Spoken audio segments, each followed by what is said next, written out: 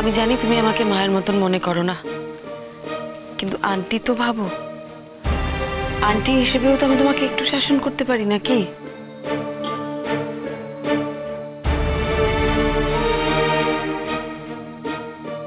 আমি আমি ক্ষমা চাইছি তোমার কাছে কিয়া। সবার সামনে আমি তোমার গালে চড় মেরেছি, আমি খুব অন্যায় করেছি, তুমি প্লিজ আমাকে ক্ষমা করে দাও। আমি শুনতে পাচ্ছি যে তুমি খাওয়া দাওয়া করছো না, বাড়ির কারোর সঙ্গে কথা বলছো না, আমার ভালো লাগছে না এটা। চলো না কি একসাথে সবাই খাই আজকে আমরা। দেখো তোমাকে আবার বলছি, তুমি এই ঘর থেকে চলে যাও। আমার মুখ খুলিও না, আমি অনেক অনেক কষ্টে নিজেকে কন্ট্রোল করে রেখেছি। না সরি কিয়া, বুঝলাম না। এই বাড়িটা তো মায়ের, মা ডিসাইড করবে কোন ঘরে থাকবে কোন ঘরে থাকবে না। তুমি তো মাকে চলে যেতে বলতে পারো না। তেমন তুমিও আমাকে বারবার বলতে পারো না যে এটা তোমার মায়ের বাড়ি, তোমার মায়ের বাড়ি। যদি তোমার মায়ের বাড়িই হয়, আমার যদি কোনো অধিকারই না থাকে, তাহলে আমাকে বিয়ে করে এনেছিলে কেন? আমি কেন এই বাড়িতে থাকবো প্রত্যুষ? আমি একবারও বলিনি কিয়া তোমার এই বাড়িতে কোনো অধিকার নেই।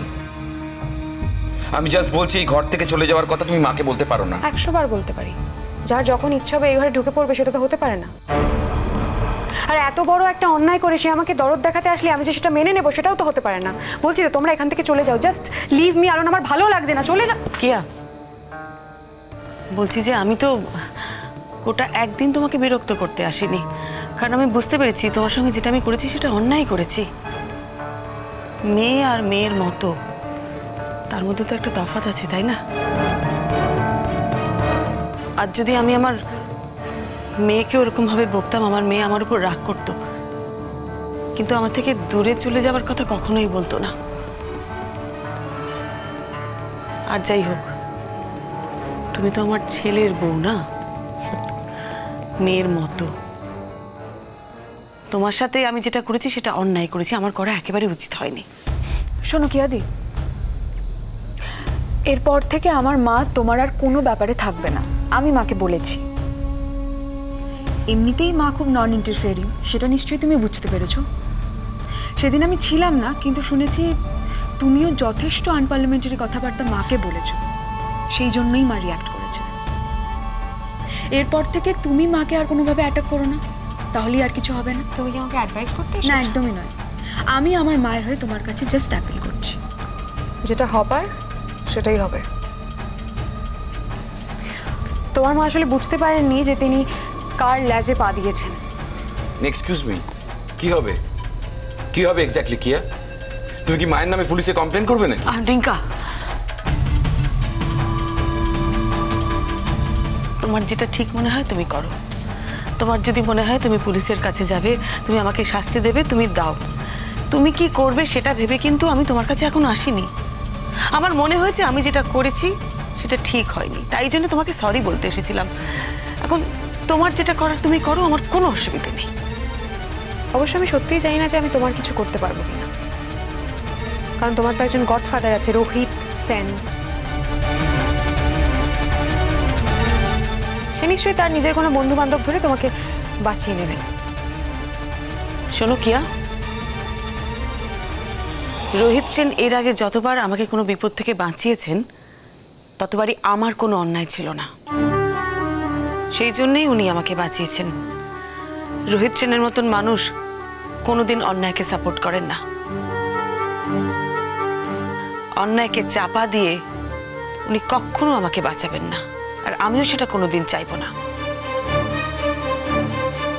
সত্যি বলছি কিয়া, তুমি সেদিন যে কথাগুলো বলেছিলে না, তার থেকে যদি দুঘা মারতে আমাকে ধরে, সেটাও বোধহয় ঠিক লাগতো আমার।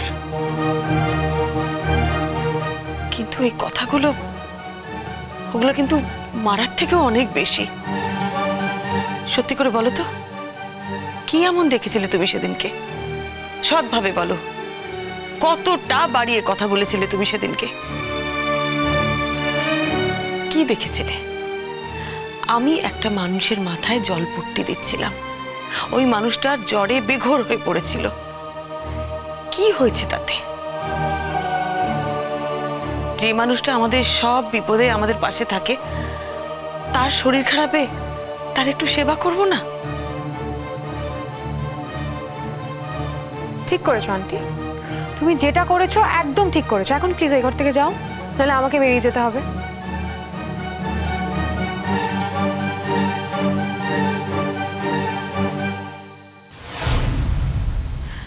দিঠি,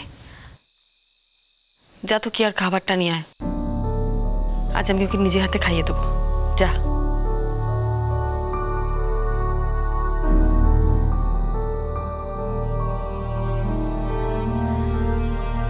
শোনো কিয়া, মা যদি সন্তানকে শাসন করে, সন্তানের হয়তো রাগ হয় মায়ের উপরে, কিন্তু মায়ের কিন্তু অনেক বেশি কষ্ট হয়। তোমরা যারা বাইরে থেকে এসেছো তাদের কিন্তু আমি পর ভাবি না, আমার নিজের সন্তানের মতনই ভাবি, তোমাকেও অঙ্কিতাকেও।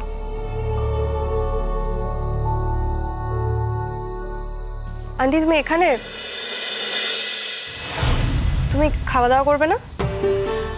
এই তো কিয়াকে ডাকতে এসেছি। কিয়া কি আর এখন আমাদের সঙ্গে খাবে? কেন? আমি তোমাদের সাথে টেবিলে বসে না খেলে তোমরা ভালো করে খেতে পারবে না?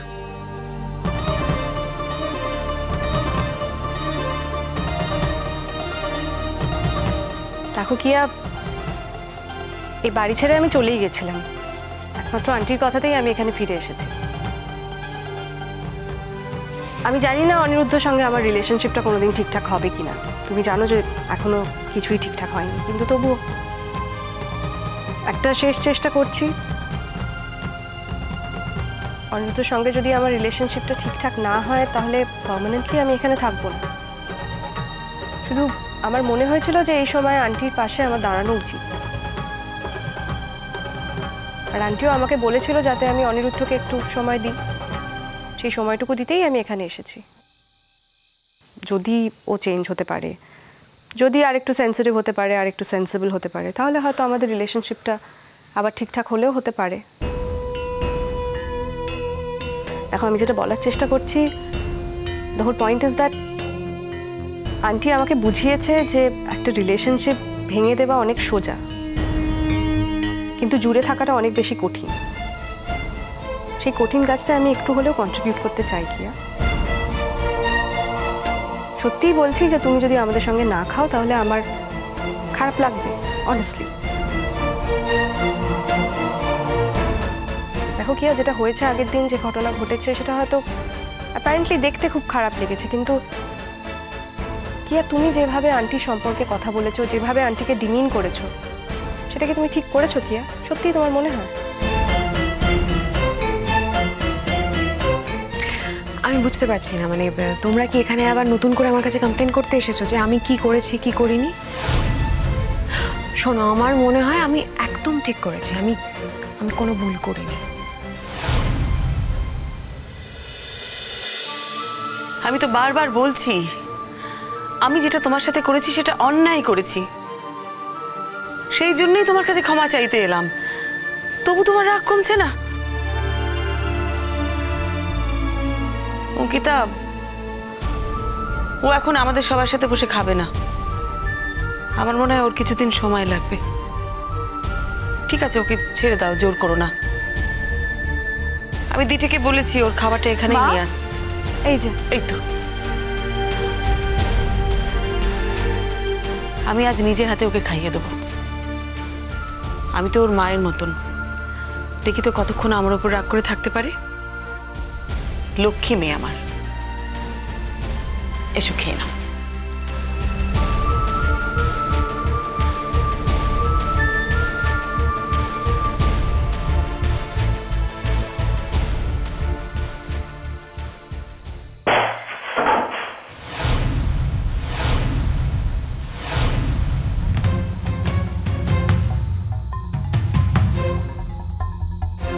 কিয়া, জুতো মেরে গরুদান করতে এসেছো? কি ভেবেছো একটা চাকুরিজীবী শিক্ষিত মেয়ের গায়ে হাত দেবে আর সে কিচ্ছু বলবে না? চাকরি করা আর শিক্ষিত মেয়ের গায়ে হাত দিলে অন্যায় হয়, আর অশিক্ষিত চাকরি না করা মেয়ের গায়ে হাত দিলে অন্যায় হয় না, এই কথাটা তো ঠিক না কিয়া। আমি যেটা করেছি তোমার সাথে সেটা আমি অন্যায় করেছি, সেই জন্যে বারবার করে তোমার কাছে ক্ষমাও চাইছি। আমি তোমাকে নিজে হাতে খাইয়ে দিতে চাইলাম, আর তুমি এইভাবে খাবারটাকে ফেলে দিলে। বেশ করেছো, ফেলে দিয়েছি। পরের বার আবার খাওয়াতে আসলে আবার ফেলে দেবো।